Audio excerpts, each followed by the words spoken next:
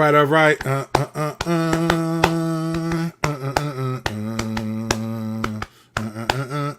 Y'all know about that genre. We did a symphony, Molly Marr and the symphony. All right. I'm Kirk Kennedy. Welcome to CNN. Let's go in. All right. So I was watching this video by Frank Turek. Shouts to Frank Turek, man. This dude is a brilliant apologist. Dude is a beast. He's got a show called Cross-Examined with a D. You know, we're cross-examined. So we already kinship in the name, right? All right, so Frank Turek, glad he's on the side of the kingdom. And brilliant guy. But this is the one time, I haven't watched a ton of his videos, but every time I watch a Frank Turek video, I'm just like blown away. This dude's mind is good. But this is one time where I felt like, he missed the point, all right? So there was a discussion. He was leading a discussion about who created God.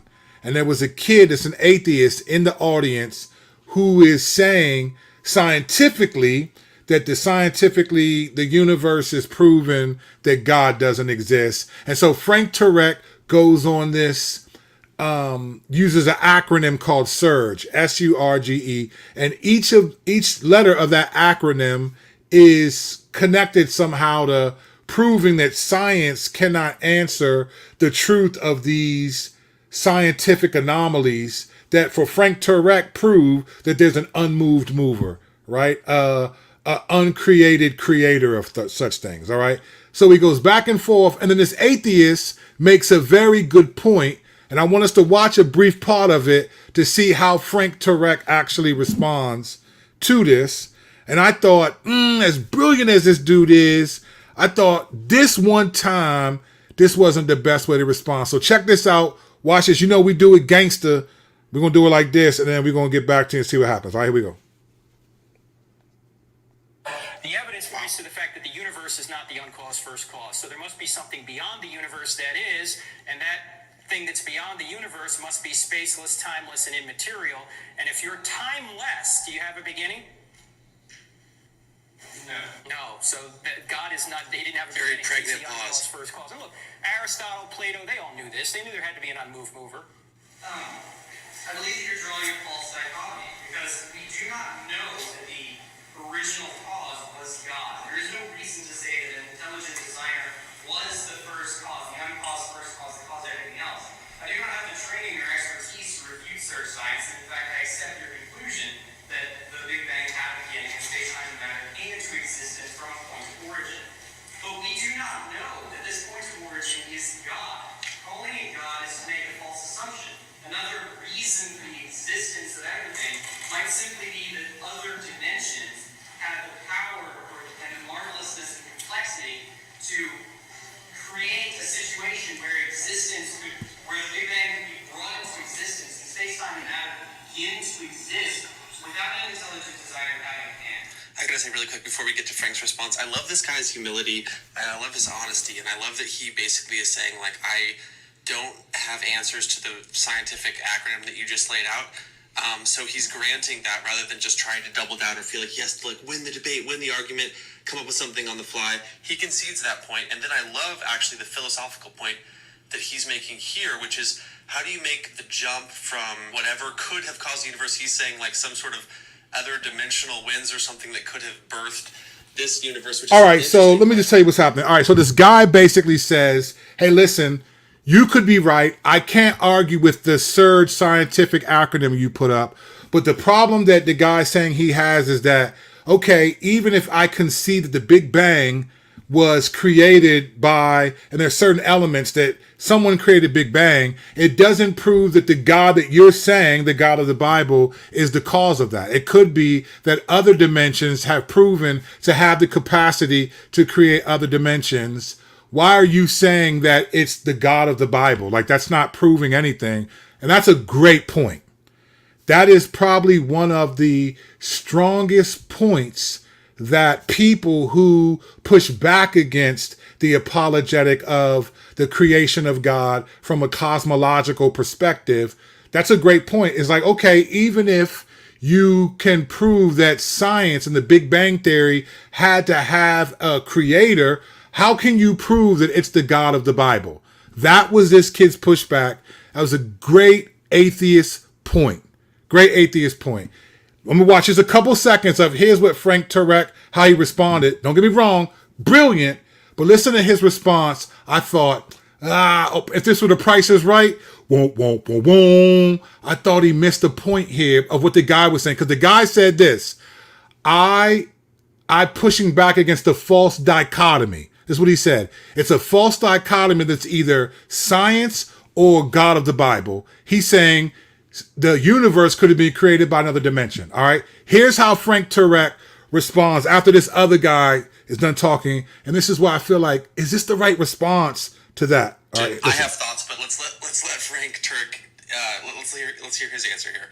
Well, Carter, what you just described there is what we would call God. God is in another dimension that has the ability to bring these dimensions into existence. So if you want to call it another dimension, you can call it that. But that's exactly what we mean by God.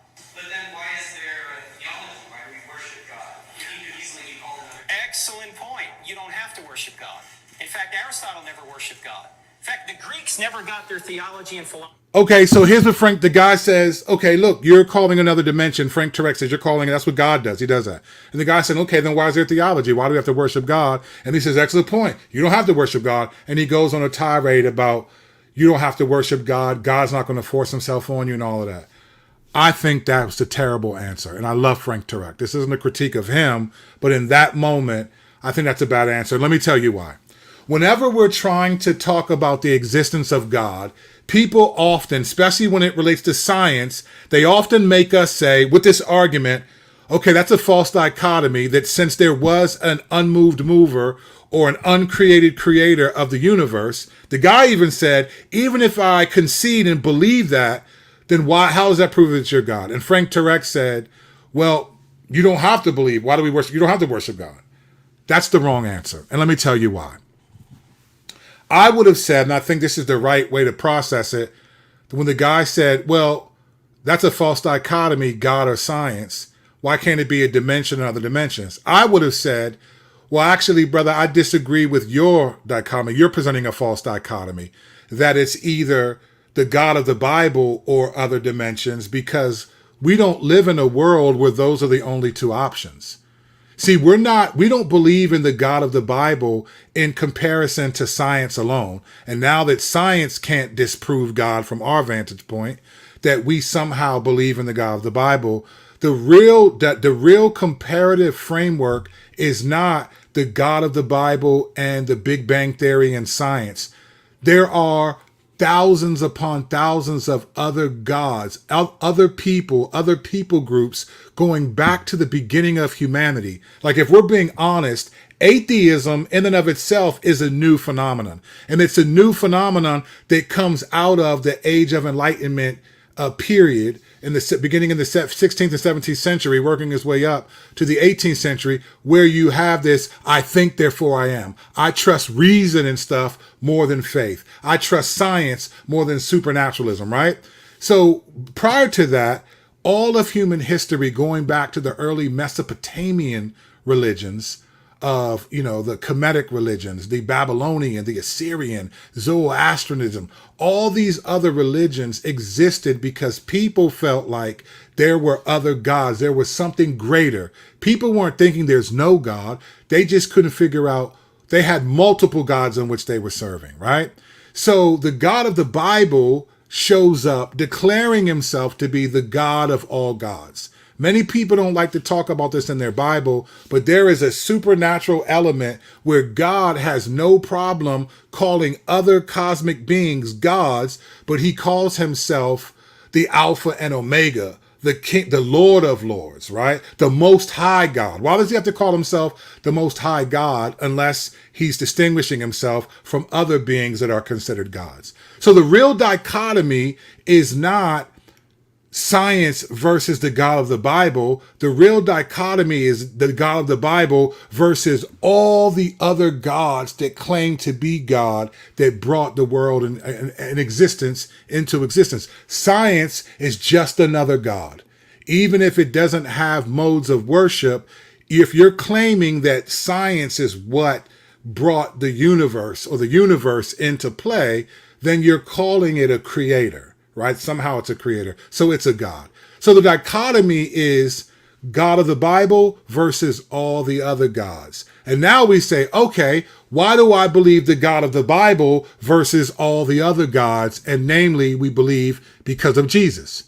We have historical accuracy on the fact that he lived. We have historical accuracy on the fact that he died. We have historical accuracy on the fact that he rose from the dead, right? So there are things that we believe in, why we, those of us who believe of the Christian tradition, why we believe in the God of the Bible. So the dichotomy is not science versus God of the Bible. So he's right. Science and the Big Bang and the creation of the universe does not prove the God of the Bible, right? But it doesn't prove that any of the other gods that have claimed to be God throughout human history are real. So the dichotomy that we're comparing ourselves to is not the origin of the universe or the uncreated creator, which is the God of the Bible. It's the God of the Bible versus all the other gods that claim to have created the universe. It's not like Jesus or Yahweh or whoever. It's not like that's the only one claiming ultimate authority. We choose to believe in this God versus all the other gods because their stories, their narratives, their theology doesn't add up. But the theology of the Bible and what Jesus done, it adds up to us. So don't be fooled. It's not just the universe or science versus the God of the Bible. It's the God of the Bible versus all of the other gods that have claimed to create the universe. Here's why we believe in that God. And that's where, even though I banged with Frank Turek, I felt like he missed a chance there to push back against another false dichotomy that it's either science, the universe, or the God of the Bible. Nah, it's the God of the Bible versus all the other gods, including science, who claim to create everything. I have confidence in the God of the Bible. But you know what? I'm an underdog. You are the underdog. But we are not afraid. Stand for peace. Stand for truth. Catch y'all in the next video. Grace and peace.